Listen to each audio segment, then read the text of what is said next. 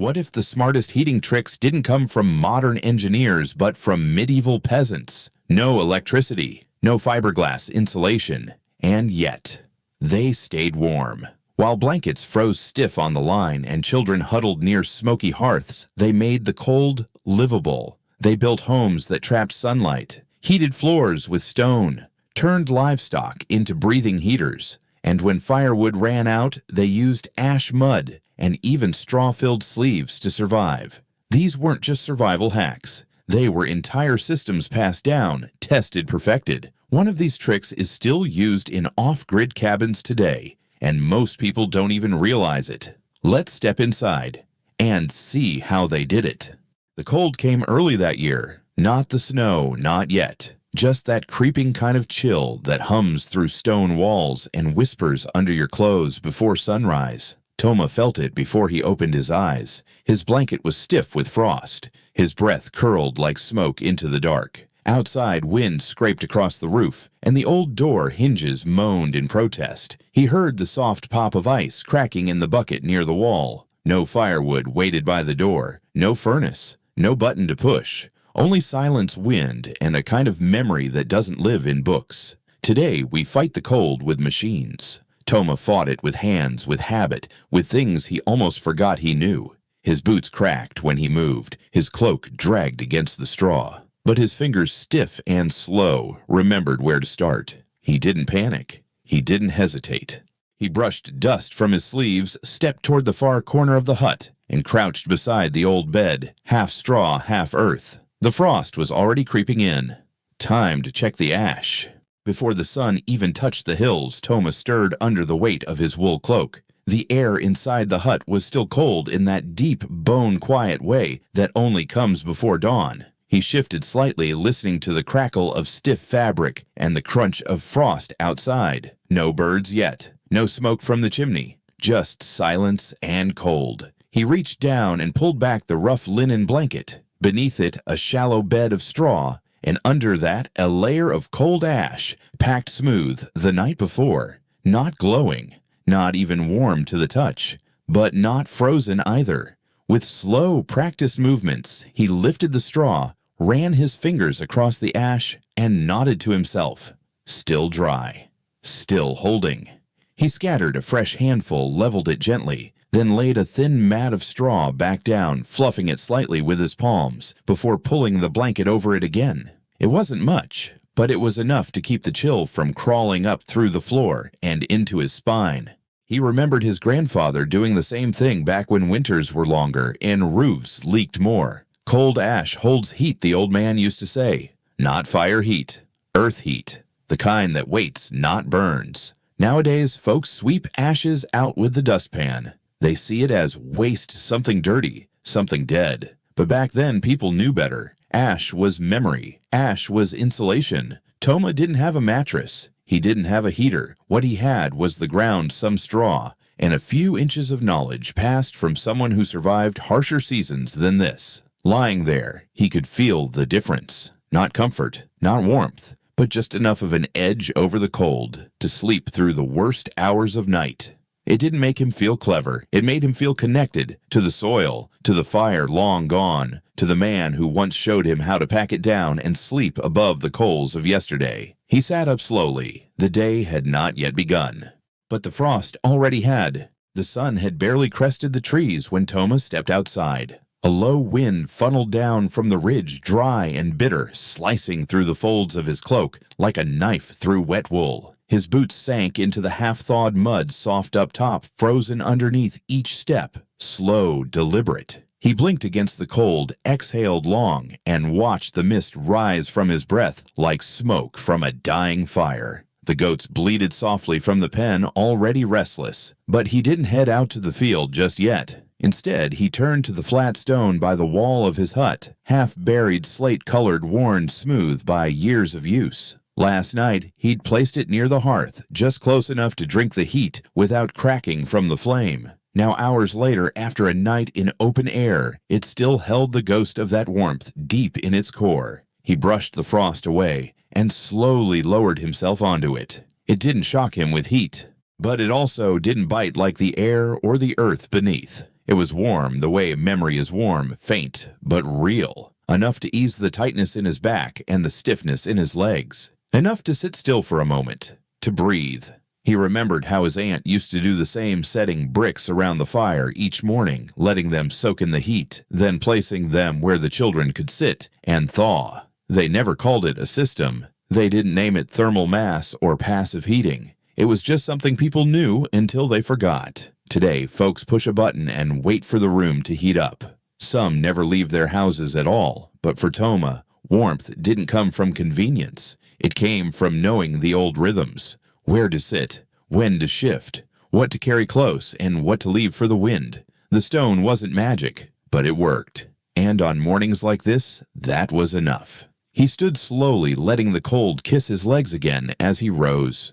The goats still waited, and in the shadows of the woodshed, another old trick older than fire itself was waiting to be remembered. By late morning, the sun had finally climbed above the pines, casting long, slanted light across the valley. Toma stood beside the south wall of his hut, watching it glow, golden in the light. The stones felt warm barely, but it was enough to make him pause. He reached out and pressed his palm to the wall. Cool at first, then not. The heat wasn't from fire. It was stored sunlight soaked in over hours, then slowly given back. Years ago, when he rebuilt this side of the hut, he had chosen darker stones and thicker mortar, not because someone told him to, but because he remembered how, as a boy, that side of the monastery always stayed warmer. Not the kitchen, not the chapel, the south-facing wall where the herbs grew fast, and the cats always slept. He didn't have glass windows, didn't need them.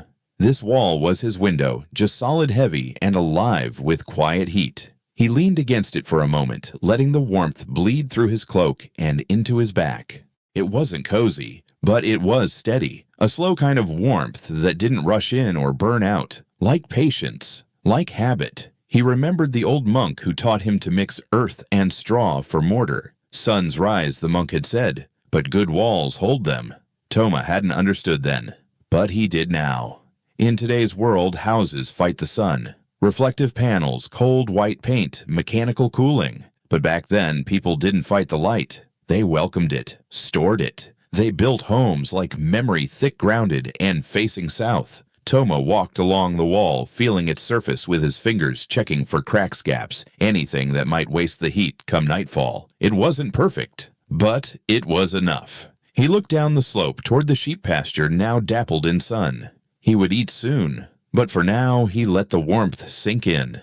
No thermostat, no wires, just stones, sun, and time. By late afternoon, the warmth of the day had begun to slip away. The wind picked up a little whispering through the cracks in the wood. Toma stepped inside, ducking beneath the low doorway. The hut was dim now. The coals had gone cold, but the earth, quiet, steady, still held something. He knelt in the back corner of the hut, out of the wind, away from the door. There he had carved a shallow pit into the floor weeks ago, just deep enough for his body, no deeper than a cradle. He checked the straw, still dry, still fluffy. He pulled it out gently, layer by layer, until he reached the bottom. Then he brushed out any dampness, packed a few handfuls of dry hay back in, and laid a thick wool blanket over the top. It wasn't glamorous, but neither was freezing to death. He'd first seen it as a child. An old woman who lived near the forest's edge. She didn't have a bed. She had a hole, lined with hay covered in hides tucked away from the wind. And she'd lived through winters that killed stronger men. Modern folks talk about insulation like it's something you buy. But insulation, real insulation, is about layers, air pockets, earth memory. This pit, it wasn't just a hole in the ground. It was a space shaped by survival. He lowered himself and slowly testing the depth of the feel. The sides wrapped around him, gently cutting the drafts. The hay beneath didn't warm him like a firewood, but it stopped the cold from rising. And sometimes that's the more important part. Toma didn't call it a system. He didn't need to name it. He just remembered how it felt to sleep warmer than the room around him, not because of technology, but because someone once dug a little deeper. He laid back, pulled the blanket close. Outside, the wind scraped the walls. Inside, the earth held him. No fire, no electricity, just quiet. And straw. and a pit that remembered what warmth meant. By sunset, the air had changed. The last bit of sun slid behind the ridge, and with it, the warmth left too. Dew clung to everything wool, even the stone threshold. Toma stepped outside one last time, his arms full of tools. He moved slowly now, stiff from the cold. He draped a waxed cloth over the kindling pile. Not much to look at, just an old linen sheet, stained and patched, rubbed with beeswax and smoke. But water slid off it, like it feared soaking in. It wasn't fancy, but it was dry. And in these hills that made all the difference. Years ago, when the abbey roof had rotted through, the monks had laid waxed canvas under the shingles. Not tar, not plastic, just oilcloth and instinct. And it worked. Toma had made this one by hand, melting beeswax over coals and pressing it into the fabric with a warm stone. Messy work, sticky. But once it cured, the cloth turned stiff and tough, like bark, but flexible enough to fold. He used it for everything. A cover, a wrap, a shield. Tonight he'd lay it under his outer cloak to block the damp rising from the soil. Modern people have Gore-Tex, but they also have landfills full of it. The old ways didn't leave a mess behind, just smell a little like smoke and honey. He bent down, adjusting the edge so the wind wouldn't flap it. His fingers were rough, and the wax cracked a little at the seams. Still worked. Still did its job. He straightened up, watching his breath cloud in the air. Another day ending. No fire yet, but no panic either, because a dry back buys time. A windproof layer saves energy, and even a simple cloth soaked in beeswax could hold the night at bay. He looked toward the hut lights, low, the pit waiting. Almost time to rest. But first he checked the sky. If it didn't snow tonight, it would soon. So he tucked the cloth tighter and whispered, "Let it come." By midnight, the cold had teeth. It bit through wool. It settled in the bones. Toma curled tighter in the straw-lined pit cloak, wrapped around his shoulders. His breath clouded above him, hanging for a second before fading into the dark. He was warm enough, but just barely. The goat stirred beside him. A low grunt, then a shift of weight hooves brushing hay. Toma didn't flinch. He reached out slowly, resting a hand on its flank. Warm. Alive. He hadn't always done this. Sleeping next to animals felt strange once. Too close. Too dirty. But cold teaches fast. And the body doesn't argue with survival. He'd seen it first with shepherd boys high in the mountains. 3 to a hut. Blankets shared. Bodies tucked in like logs. They didn't call it technique. They just called it sleeping. Even the grand halls back in the old manor servants slept near the kitchens. Not for convenience, but because the walls leaked wind like sieves, and no fireplace could reach every room. Toma shifted the goat, pressing lightly against his hip, its breath steady, its heat enough. Modern folks crank thermostats, set zones, argue over comfort. But here, comfort was simple. Someone or something to keep the frost from reaching your spine. He remembered his grandfather's words. When it's truly cold, pride is expensive, but warmth is free if you're willing to share it. Tonight, he was.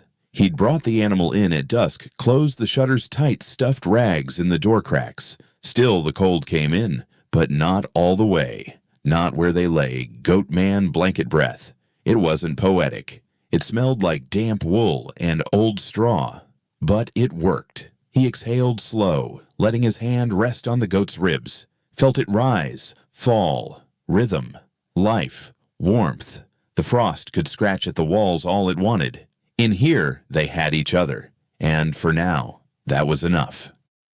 Just before dawn, the frost hit hardest. Not loud, not sudden, but steady, like a slow tide of ice creeping through every crack. Toma woke to the cold brushing his cheeks. His breath fogged up fast, swirling close to his face. The goat beside him was still asleep, but the air had dropped. He could feel it in his joints. He reached beside the pit fingers, closing on the thick sleeping cloak. Not just a blanket, not just a coat. It was both and something more. 3 layers wool on the outside, soft and tight. A middle fill of straw and scrap linen, and inside brushed wool worn smooth by years of use. He'd stitched it himself, copying what his grandmother once wore. a shape that wrapped around the back like a shell with slits for the arms and a high collar to trap breath. He pulled it over his shoulders, tucking it under the cloak he already wore. Warmth came slowly, not a rush, just a thickening, a stillness like the body deciding not to shiver anymore. He remembered hearing once modern sleeping bags can trap heat better than open fires. Synthetic, yes. Waterproof, sure. But they don't fold into a coat. And they sure don't smell like home. His didn't zip. It tied. Strings looped through wooden toggles like the monks used on their winter habits. He pulled the hood up, the edges crinkled with old beeswax rubbed into the thread. His own trick keeps out mist. Some folks today heat the whole house for comfort. Toma just heated the space he took up. No waste, no noise, no guilt. And here's the truth: you don't need to fight the cold. You just need to give it less room to win. He curled tighter knees, drawn up, chin tucked in. His body had stopped arguing with the dark. It had found its rhythm, breath, cloth, stillness. Outside, the sky lightened. The frost cracked on the shutters. But inside the cloak, it was still night. And that was the point. Hold the night a little longer. Hold the heat a little closer. By morning, the frost had settled, but Toma was still breathing, still warm, not because of firewood, not because of fancy tools, but because of memory. 7 tricks passed from hand to hand, generation to generation, not written in books, not taught in schools, just lived, over and over again. And here's the thing, they still work. No fire, no electricity, just knowledge. Toma didn't sleep in comfort, he slept in straw, wrapped in ash, pressed to stone and fur. He did what worked, because in the mountains doing nothing meant freezing. Today we chase comfort. We pay for it, plan for it, panic without it. But medieval people, they chased survival, and sometimes that meant huddling like animals, or stuffing straw in your sleeves. Not glamorous, but effective. If even one of these techniques spoke to you, try it. Practice it, because the weather won't always wait for technology. And old wisdom, it has a way of coming back around when we need it most. If this story lit a spark in you, subscribe. We've got more forgotten systems, real stories, and ancient tools still beating the cold today. And who knows, one might save you too.